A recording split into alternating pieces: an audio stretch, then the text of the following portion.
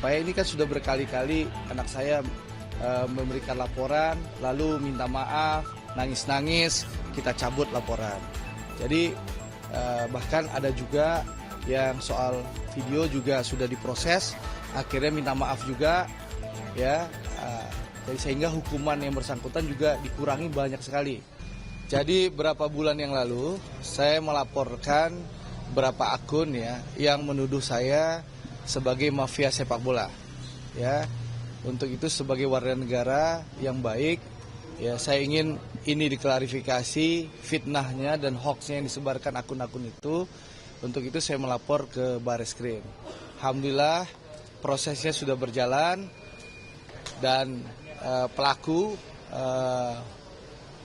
meminta maaf kepada kami. Ya tentu saya hari ini ingin di atas, ingin berdamai dan mencabut laporan.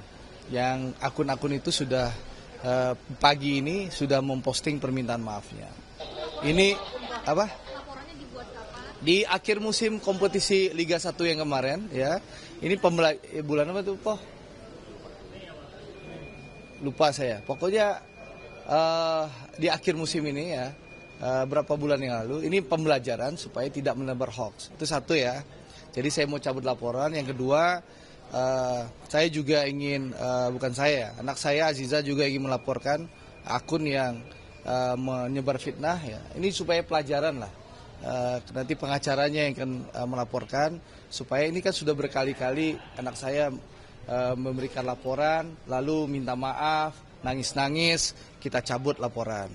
Jadi bahkan ada juga yang soal video juga sudah diproses, akhirnya minta maaf juga, ya.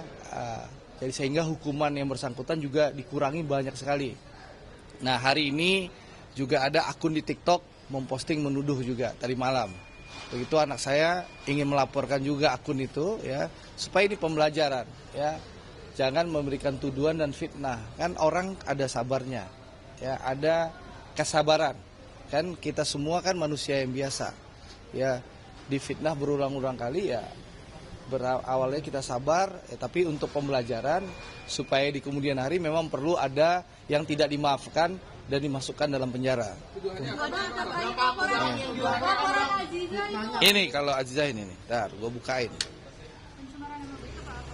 Ya ini, ntar mana ya tadi ya? Apa nama akunnya nih, Pak? Ntar dulu, gue cari dulu bentar. Di handphone gue ada. Yang gede itu gede ya?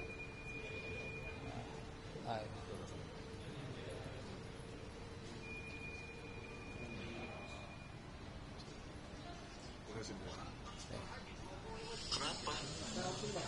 Ceweknya, istrinya, ngewe sama mantannya? Enggak. Enggak, lu nggak percaya? Enggak percaya, nggak mungkin, enggak. Lu tanya mereka, enggak. Jadi kita mau uji nih yang kacamata ini. Itu rumor, itu Ya, hoax, tuduhan yang berkacamata ini, ya, supaya nanti Aziza yang akan melaporkan melalui pengacaranya, ya, supaya clear, ya. Sekali-sekali harus ada pembelajaran. Abang total berapa akun apa untuk akun tersebut? Ya ini aja satu untuk pembelajaran. Ya jadi kan sekali-sekali kan harus ada pembelajaran. Kita sudah berkali-kali melaporkan, lalu terlapor sudah dinyatakan tersangka, nangis-nangis minta maaf, atau orang tuanya datang minta maaf. Aziza tentu memaafkan. Nah sekali memang harus ada yang masuk penjara kali, biar ada efek jerah. Untuk kasus abang berapa akun, Bang? Kalau kasus saya 2 akun. 2 akun. Kalau kasus saya hanya untuk pembelajaran saja. Jadi memang supaya membuktikan saya mafia bola atau enggak. Nah tentu harus ada proses hukum atau tidak. Nah, Bang, itu apakah yang termasuk menuduh abang bahwa arahan anak titipan? enggak, itu mafia bola. Kalau arahan pemain titipan kan udah dijelaskan langsung oleh Coach Shin waktu saya temui di Korea, di Seoul kemarin. Jadi menurut saya kan juga kalau saya laporkan itu yang kasihan Coach Shin kan, harus dari Seoul dia harus datang ke Indonesia. Lebih baik saya minta video klarifikasi kepada beliau, semua sudah kelar. Kalau yang sekarang hanya 2 agenda, tadi mencabut laporan, ya, laporan kita cabut supaya clear, ya, karena yang saya laporkan sudah minta maaf, sudah memposting permintaan maafnya. Menurut saya itu tidak perlu diperpanjang lagi ya, karena yang bersangkutan sudah menyadari kesalahannya. Akunnya apa Pak? Yang minta maaf itu kita boleh. Ada 2 akun. Ini ada 2 akun. Yang pertama, yang pertama ini akun ini. Ini yang pertama ini Kita Bonek ya. Sudah posting permintaan maafnya. Ya.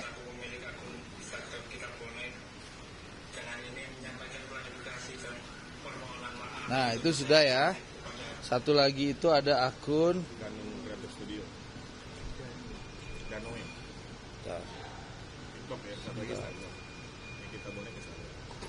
Sebentar. Nah, sebentar, kok lama banget kemarin.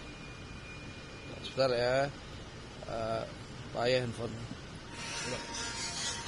Nah ini satu lagi. Bukan, itu dan ini udah. Yang satu lagi.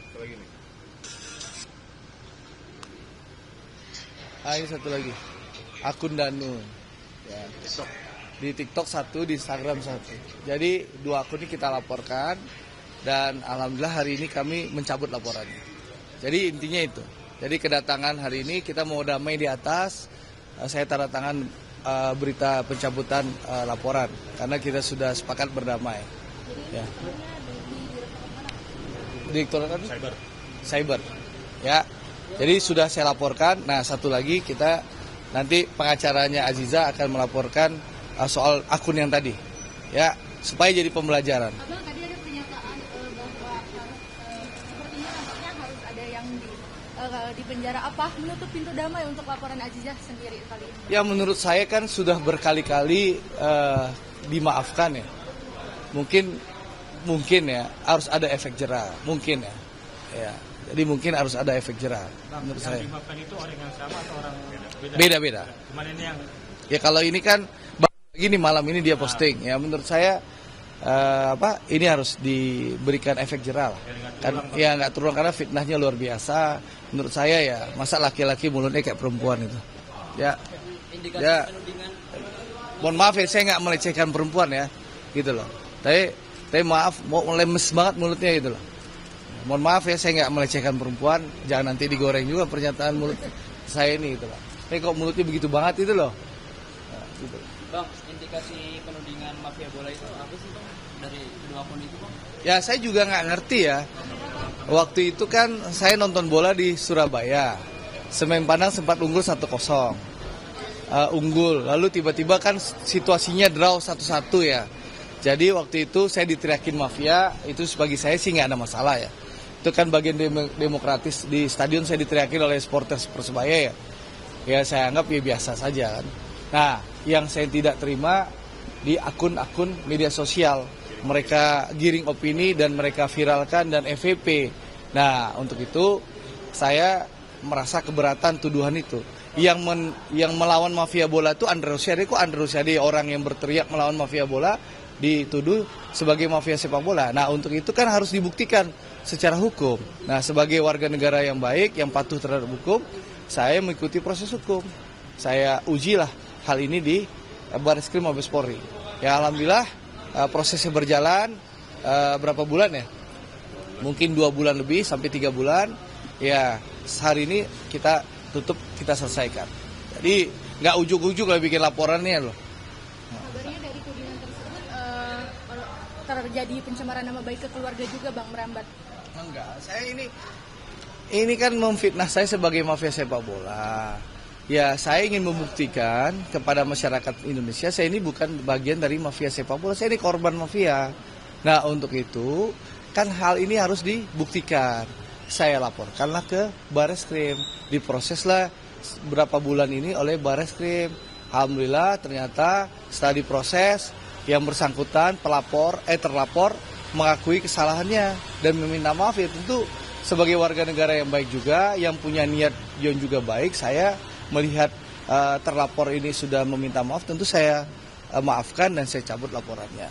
Karena saya tujuannya hanya ingin memberikan pelajaran dan juga klarifikasi yang utuh bahwa saya bukan mafia sepak bola. Bang, berarti saat laga Semen Padang itu merasa dicurangi atau gimana, Bang? Enggak, mungkin teman-teman di Surabaya merasa dicurangi, penonton di Surabaya merasa dicurangi, sehingga menuduh saya mafia sepak bola. Padahal itu kan tidak benar.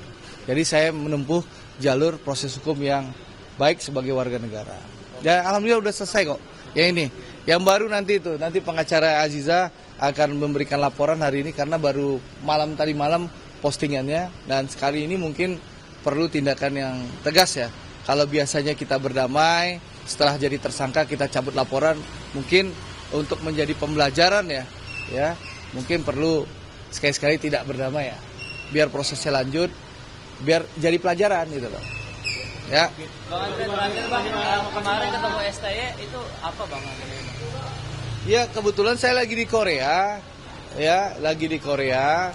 lalu saya dengar Coach Shin ada bikin pertandingan persahabatan untuk STY Academy di Korea, di pinggiran kota Seoul. Saya kontak JJ, sekaligus saya mau silaturahim dengan Coach Shin. Kata, ayo silakan Bang Andre ketemu, kata Coach Shin. Ya saya datang ke lapangan, ya silaturahim aja. Silaturahim sama Coach Shin, diskusi-diskusi ringan, itu aja. Lalu sebelum berpisah, Coach Shin mengundang saya ke klub ya. Karena Coach Shin ini pemain dengan satu klub, yaitu Seongnam FC. Beliau mengundang saya ke klubnya besok paginya. Lalu besok pagi saya datang ke klubnya, melihat fasilitas, melihat lapangan latihan ya. Karena saya pengelola klub Semen Padang FC, tentu saya berharap dengan saya melihat, saya bisa belajar dengan pengelolaan klub Seongnam FC. Karena selain Coach Shin yang mendampingi saya di Seongnam FC, juga ada CEO-nya Seongnam FC. Jadi kita belajar. Di klub Seongnam FC itulah saya minta video klarifikasi soal arahan pemain titipan itu. Nah, gitu loh. Clear ya?